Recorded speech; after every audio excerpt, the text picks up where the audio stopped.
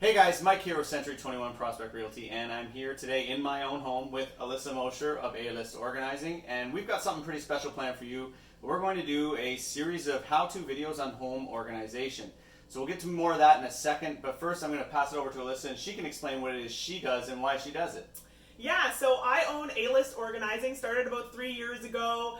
I love organizing, but also always had too much stuff.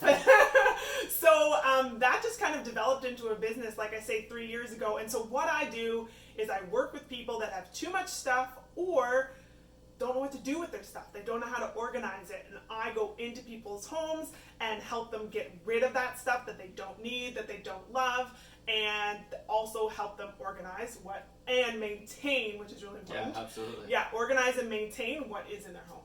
So that's awesome, and I've seen a lot of homes, obviously, and this is a service I think a lot of people could benefit from, so that's where we kind of came up with this idea.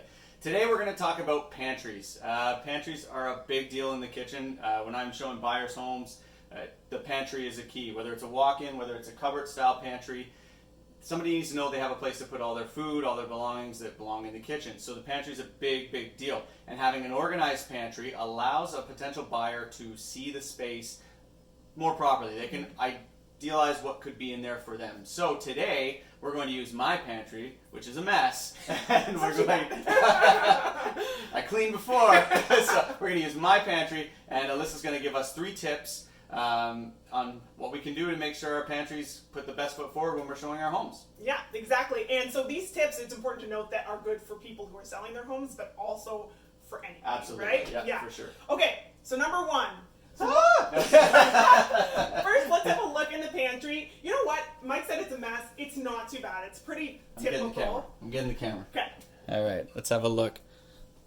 It's a typical pantry, thank God. It's pretty typical, like it's not too overstuffed, which is really, really common. And I mean, it is kind of relatively small, but it's really deep, which is sometimes a huge problem when it comes to pantries and making sure everything is accessible in it. So, okay, let's start with item 1. So the first tip is about knowing what you have. So as Mike mentioned, he did a little bit of a call before I got here. Well, I saw the pantry beforehand and we said, okay, let's make sure that what you have in the pantry is what you want. So when I say know what you have, I mean that if your pantry is overstuffed, this is a bit like overstuffed here where you can't totally see exactly what Mike has. And so who knows if there's like expired things in the back, if there's, you know, you're looking for that can of sauce and there it is, but you keep buying more sauce or, you know, all that stuff. So it just makes sure that, like I say, you know what you have.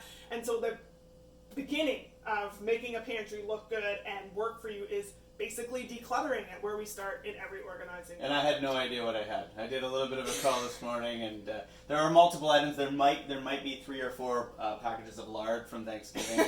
So definitely a great tip that hit home right away. Yeah.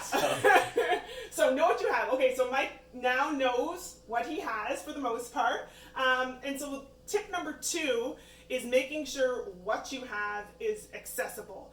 So, I mean, it seems kind of obvious, and maybe, you know, we have a couple, so if we're looking at this shelf right here, everything is, like, fairly accessible. The only thing is, like, we kind of have to, you know, lift things up a bit, or we have to, like, turn this around and see what this is, or there's something hiding in the back there.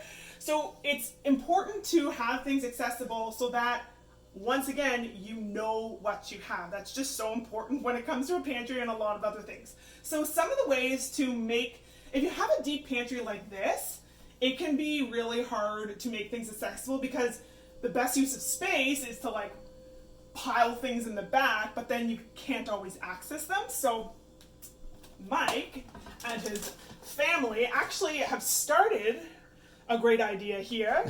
The key word is started. So if you have a little basket like this, or I brought one here, a basket where the idea is, so like if we move this to the side, and you know, we put this stuff in this basket, if they fit, they would fit in a perfect world. But anyways, the idea is that, you know, maybe we have a bunch of small things in this basket that would kind of get lost otherwise. And so the idea here is that you can pull out the basket chocolate chips. Oh, there, you know, and so you know what you have, and it's way easier for the kids, for everyone to, like I say, access it. And I think this is a really key point, and I'm going to grab the camera just to show this, is even just from what you've seen before, even with those 2 baskets, even though they're not quite the right style, it already looks way more spacious in there with just having added the extra basket and removed some of the clutter. When I look at that, you know, just for personal use, or even if I am trying to sell my home, when I look at that, that is already cleaner looking. And so that's a great point. Yeah. The other, so, and like in this case, so when you're choosing baskets, I mean, if you can get one that's like the length of, you know, the depth of your pantry, that's really great. But in this case, you know, we have a couple baskets that are a bit short of the pantry. So in the back, I would put things like, actually you have here, Mike, so there's things like crackers, right? So they're really easy to pull in and out over these baskets. So again, making sure that everything is accessible for not just the adults, but for the kids as well. So awesome. So tip 1, know what you have, which I reasonably know better what I have. Tip 2 is make it accessible. We just showed you how quickly that can be done. Like, I mean, we're talking like a minute, and we've already made that more accessible. So tip 3. Tip 3 is I highly recommend categorizing. So these baskets, I kind of just like threw random stuff in it, but I think Mike might have had a bit of an idea. There might be a bit of an idea to this basket. Maybe. Yes, it looks like it actually. So a little bit. So there's like kids snacks and things like that in this basket. So the idea obviously is to have the same type of snack or food item in a basket or in anything, or like on the same shelf or whatever. So then again, it's about knowing what you have and making it accessible because you know where to put it back. So the third tip is really a lot about maintaining that organization, right? So if you categorize things and make a order to, you know, a point. Kind of everything has its place, everything in its place. Exactly. Then it's just way more easier to maintain. So in this case, like, even down here, it looks like this is kind of baking. We tried for baking. Yeah, I mean, and it works. It's a bit overstuffed just because they're deep shelves, so you can't really, like, it's hard to do, but here, add a couple baskets and it might make it easier. The other thing with baskets, don't be afraid to label it. It might seem like lame or like a bit of an overkill, but it's like organization heaven. So like, you know, a lot of people have these Red Mill, like really small flowers and stuff that just kind of get lost in their pantry and open and everywhere. And then you don't know what you have and you buy another brown rice flour or whatever, right? So like if all of these were in a basket, then at least you say, oh, okay, like alternative flowers, and you can pull out that basket and know exactly what you have. So those are my 3 tips. They're like really basic, and I could go on and on and on kind of about it, but those are like kind of, what did I say? I said, know what you have. Make things accessible and categorize.